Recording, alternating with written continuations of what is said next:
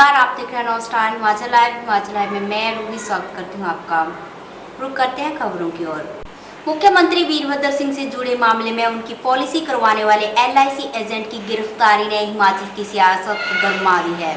इसके बाद फिर से विपक्षी दल भाजपा और कांग्रेस में ही वीरभद्र विरोधी गुट के नेताओं ने रणनीति तैयार करना शुरू कर दिया है। राज्य में वर्तमान सरकार के इस कार्यकाल में कई बार CM के इस मामले में ED और CBI ने बड़ी कार्रवाई की। उसके बाद विपक्ष और कांग्रेस के दूसरे गुट ने CM को घेरने में कोई कसर नहीं छोड़ी है। आनंद चौहान की गिरफ्तारी के बाद CM वीरभद्र सिंह ने कैबिनेट की आपात बैठक क्या बुलाई? लगे हाथ विरोधियों को हमला करने का एक और मौका मिल गया। आनन फानन में बुलाई गई बैठक पर सवाल उठाते हुए भाजपा ने इसे अस्थिर सरकार की कोशिश करार दी। परंतु एक सवाल तो बहुत जरूरी खड़ा होता है आज की आनन फानन में बुलाई गई कैबिनेट की मीटिंग से।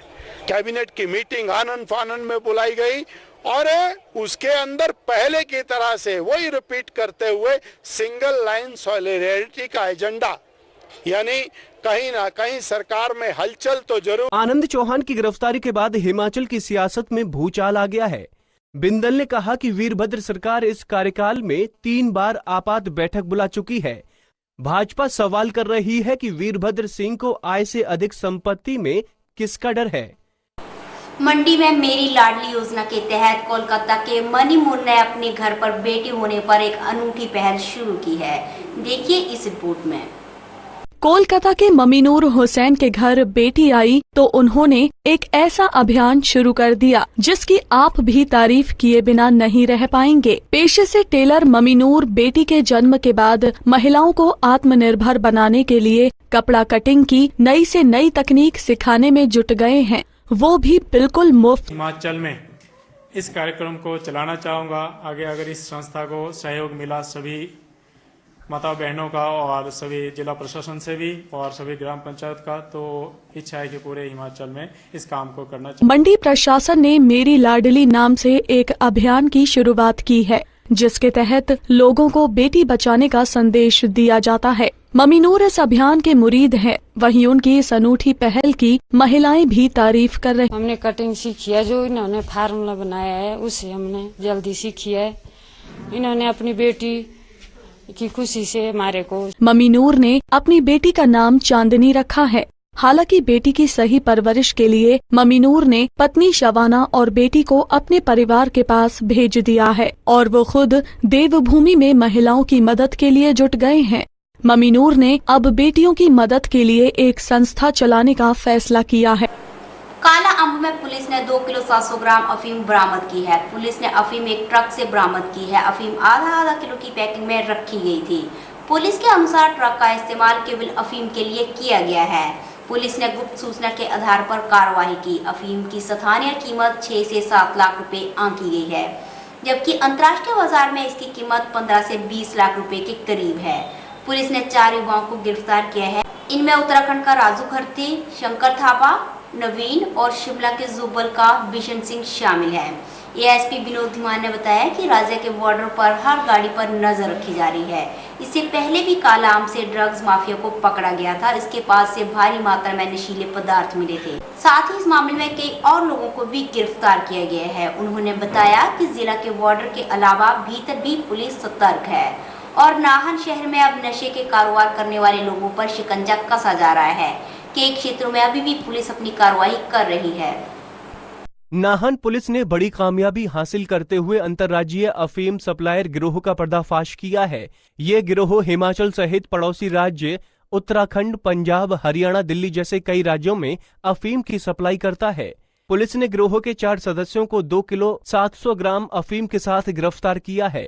पकड़ी गई अफीम की कीमत अंतर्राष्ट्रीय बाजार में करीब 10 लाख की आंकी जा रही है। और ये जो गैंग है इसमें 4-5 लोग हैं जो कि उत्तरकाशी से हैं, विकास नगर से हैं, देहरादून से हैं और साथ में शिमला से जुब्बल कोटखाई से भी हैं। और ये मेन सप्लायर्स हैं, ये ड्रग पेडलर्स नहीं हैं, ये अंतर्राज्यीय माफिया हैं जो कि इन सभी राज्यों में छोटे छोटे लोगों को इसकी छोटी क्वांटिटीज देकर इसे डिस्ट्रीब्यूट करवा। नाहन पुलिस को ये कामयाबी काला अम्ब में एक ट्रक की तलाशी के दौरान मिली। पुलिस को पिछले लंबे समय से सूचना मिल रही थी कि उत्तराखंड, हिमाचल के रास्ते अफीम की सप्लाई हो रही है।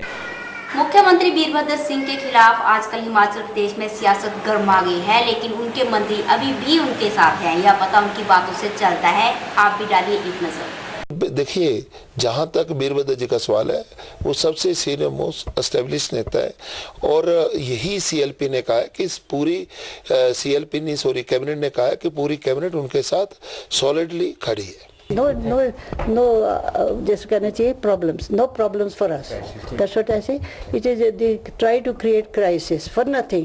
अब बीजेपी वालों के पास बिल्ले तो है, उनको समझ नहीं आ रहा अब क्या बोले, तो कुछ ना कुछ राजा के पीछे पड़े रहो, बकते रहो। राजा साहब जानते हैं कि उन्होंने अरे इतने टाइम में काम किया तो उसको पता है क्या करना है, कैसे सरकार चलाते हैं। ये बोलना आसान है, करना आसान नहीं है। इनको काम करना आसान नहीं, बिल्कुल नहीं। वो तो जानबूझकर चुनाव की ओर देख रहे हैं कि जल्दी चुनाव हो। हम तो तैयार हैं, लेकिन चुनाव तो टाइम में होंगे। गवर्नमेंट अच्छा काम कर रही है, ठीक है, आप सेंटर में आए हो, दैट डजंट मीन कि इलेक्टेड गवर्नमेंट को आप डिस्टर्ब करें और ये तरीका अपना कर, that is hitting somebody below the belt.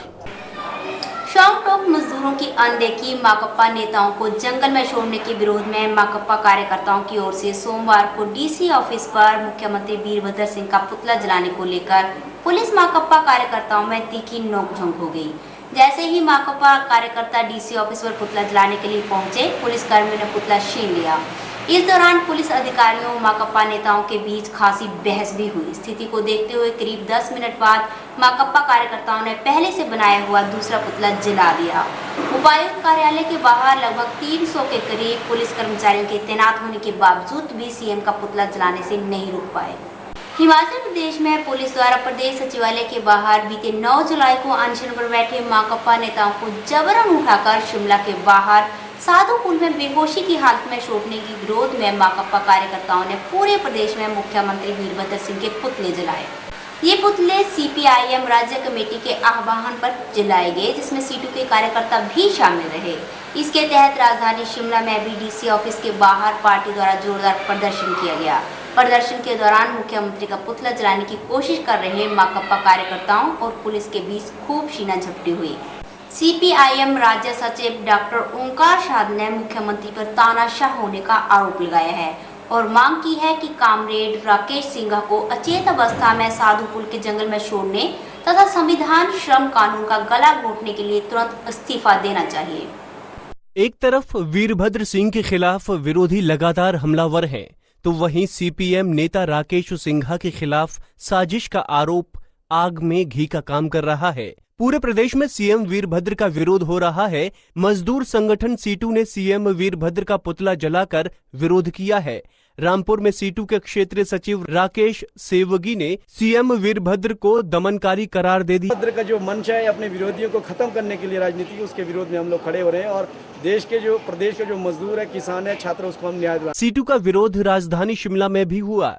यहाँ भी वीरभद्र का पुतला फूंका गया। हालांकि प्रदर्शन के बीच में सीटू कार्यकर्ताओं और पुलिस में धक्का मुक्की भी। जिस तरीके से ये पुलिस की तानाशाही करके या पुलिसिया दमन करके हमारे आंदोलन को कुचलना चाहती है प्रदेश की सरकार, इसको हम सहन करने वाले नहीं। हमीरपुर में भी कमोबेश यही तस्वीर रही। सीटू ने यहाँ भी वीरभद्र सिंह का पुतला जलाया और आरोप लगाया कि वीरभद्र सरकार मजदूरों की आवाज को कुचलने में लगी। किसके खिलाफ आंदोलन कर रहे हैं, अपनी आवाज उठा रहे हैं, उनको जबरदस्ती जो है उनकी आवाज को दबाने के लिए, उनके आंदोलन को कुचलने के लिए वीरभद्र सरकार जो है लगातार प्रयास कर रही है। सुंदरनगर में सीटू ने विरोध किया और आरोप लगाया कि हिमाचल में जंगल राज जो उनके खिलाफ जो मजदूरों की बात करता है, छात्रों के हितों की बात करता है, किसानों के हितों की बात करता है, जो भी आवाज उठाना है, आज ये जो सरकार है वो संविधान के खिलाफ काम कर रही है और जो आवाज उठाने वाले लोग हैं उनकी ये जो हत्याएं हैं उस तरफ जो साजिश रचने में लगी। मंडी में सीटू कार्यकर्ताओं ने सरकार के खिलाफ जमकर नारेबाजी की और मुख्यमंत्री से उनके इस्तीफे की मांग की। साथ ही उन पुलिस वालों पर भी कार्रवाई की मांग की जा रही है जिन्होंने राकेश सिंघा पर कार्रवाई की। दरअसल शोंगटोंग मजदूरों की मांग को लेकर राकेश सिंघा अनशन पर बैठे थे। सीटू का आरोप है कि उनके नेता को पुलिस जबरन अनशन से उठाकर सोलन में बिगड़ी हालात में छोड़ दिया था। नालागढ़ में पड़ने वाली गुल्लरवाला के करीब 300 घर 6 दिनों से पानी की किल्लत झेल रहे हैं। 6 दिनों से उनके घरों में पानी नहीं आया है। 6 दिन पहले आईपीएस विभाग को शिकायत की गई थी, लेकिन कोई भी सुनवाई नहीं की गई है। पिछले करीब 6 दिनों से पानी को लेकर बरसात के मौसम में भी हाय तौबा मची हुई है। पानी की किल्लत से जूझ रहे लोगों ने आईपीएस विभाग को चेतावनी दी है कि यदि उनके नलों में पानी नहीं आया तो ग्रामीण जिला मुख्यालय में खाली घरों के साथ प्रदर्शन पर बैठ जाएंगे, जिसकी सारी जिम्मेदारी संबंधित विभाग अधिकारियों की होगी।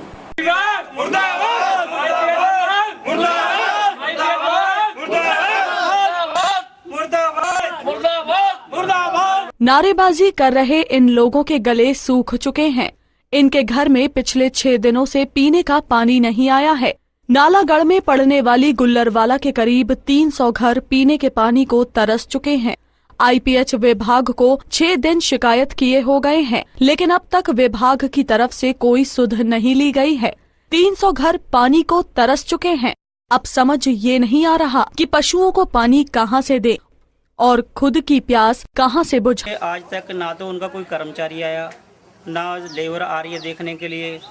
पानी की इतनी दिक्कत आ रही है कि सारा गुल्लर वाले गांव की जितनी जनता है जी परेशान होकर लास्ट में जब किसी ने नहीं सुनवाई की ना जी, तब आके यहाँ पर उन्होंने नारे। दरअसल आईपीएच विभाग की तरफ से बनाया गया पंप हाउस इस हालत में जा चुका है कि लाइनमैन भी बरसात के इस मौसम में वहां जाने से कतरा रहे हैं। ऐसे में वहां चलने वाली बिजली की मोटरें और पैनल पूरी तरह से खराब हो चुके हैं। पानी के लिए तरसते 300 घरों के सब्र का बांध अब टूट रहा है। ग्रामीण चक्का जाम करने की धमकी दे रहे हैं। अब देखना होगा कि कुंभकर्ण की नींद में सोया सिंचाई विभाग कब तक इन लोगों की प्यास बुझाता है। पालमपुर में पूर्व सैनिक दल की मासिक बैठक अध्यक्ष अधिवक्ता डीसी सिंह गुलेरिया की अध्यक्षता में हुई। इस बैठक में जहां जवानों को लगातार हो रही शहादत पर चिंता जताई गई, वहीं आतंकवाद के खिलाफ कड़े कदम उठाने पर सरकार से अपील की गई है। पूर्व सैनिकों ने मांग की है कि आतंकवाद से निपटने के लिए अलगाववाद की खबरों पर पूर्ण रूप से प्रतिबंध लगाया जाना चाहिए। पूर्व सैनिक लीग पालमपुर की मासिक बैठक लीग अध्यक्ष अधिवक्ता सीडी सिंह गुलेरिया की अध्यक्षता में संपन्न हुई। इस बैठक में जहां जवानों की सीमाओं पर लगातार हो रही शहादत पर चिंता जताई गई, वहीं आतंकवाद के खिलाफ कड़े कदम उठाने की सरकार से अपील की गई। पूर्व सैनिकों ने भारत सरकार से मांग की है कि आतंकवाद से निपटने के लिए अलगाववादियों की खबरों पर पूर्ण प्रतिबंध लगाया। शक्तियों की खबरों को जो है न्यूज मीडिया, प्रिंट मीडिया में प्रकाशित न की जाए, उनके ऊपर बैन। मीडिया का कहना है कि जब किसी अलगाववादी की खबर बार बार चलाई जाती है तो उसका जनता पर बुरा असर तो पड़ता ही है, साथ ही अलगाववादी को नेता भी बना दिया जाता है, जिसके बाद वो अपने राजनीतिक हित साधने के लिए आतंकवाद को बढ़ावा देते हैं। सुंदरनगर के धनोटू की बीएसएल की एक नहर में गाय गिर गई और 3 युवकों ने अपनी जान पर खेलकर उस बेजुबान जानवर को बचाया। देखिए आप भी।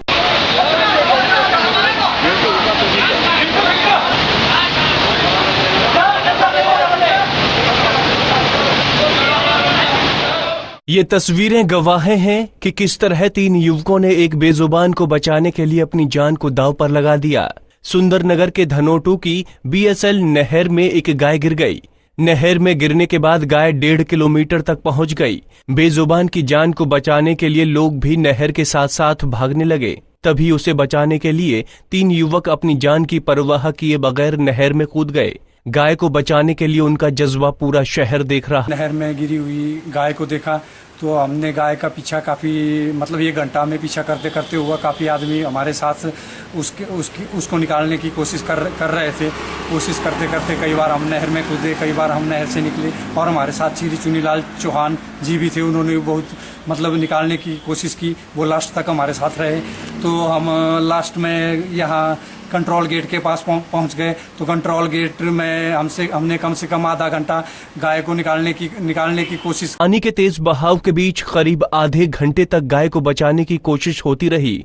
रस्सी की मदद से भी बाहर निकालने की कोशिश होती रही। आखिरकार गाय को आधे घंटे के बाद जब निकाला गया तब तक देर हो गई। लेकिन 3 युवकों के जज्बे की पूरे शहर में चर्चा हो रही है। बेजुबान को बचाने के लिए ये कोशिश इंसानियत की सबसे बड़ी मिसाल है। हमीरपुर के भारी बडेला के लोग पानी की कमी से और पानी की कमियों से बहुत ज्यादा परेशान हैं।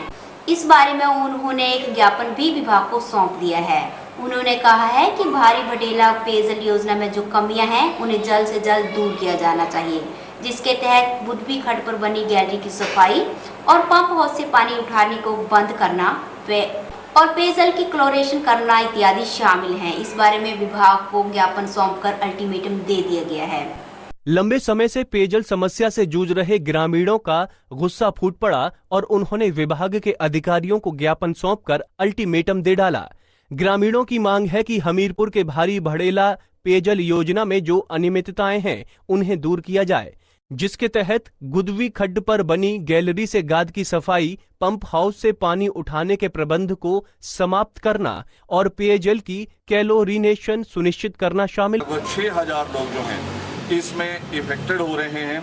हमारे को गांव की सप्लाई है पानी की, वो भी 7-8 दिन के बाद सप्लाई हो रही है कि इस पर तुरंत एक्शन लिया जाए, अन्यथा हम 26 जुलाई को काफी मात्रा में बहुत सारे लोग यहाँ पर इकट्ठा होंगे और इस कार्यालय के बाहर जो है वो धरना। वहीं आईपीएच विभाग के अधिकारियों ने समस्या के समाधान का आश्वासन दिया। वो काम तो उसका अभी नहीं हो पाएगा, तो उसके बदले में हम वहाँ पे एक बोर नेचुरल बोर करा के ना उसमें वहाँ से इनको ग्राउंड वाटर से जोड़ रहे। गौरतलब है कि पिछले कुछ दिनों से भारी भड़ेला पेयजल स्कीम में स्वच्छ पानी मुहैया न होने के चलते ग्रामीणों की ओर से विभाग के पास गुहार लगाई जा रही है, लेकिन विभाग मात्र आश्वासन से काम चला रहा है, जिससे ग्रामीणों के सब्र का बांध टूटता नजर आ रहा है। नौ स्टार हिमाचल लाइव पर खबरों का सिलसिला जारी है। बने रहे 9 स्टार हिमाचल लाइव के साथ। हमें दीजिए इजाजत। नमस्कार।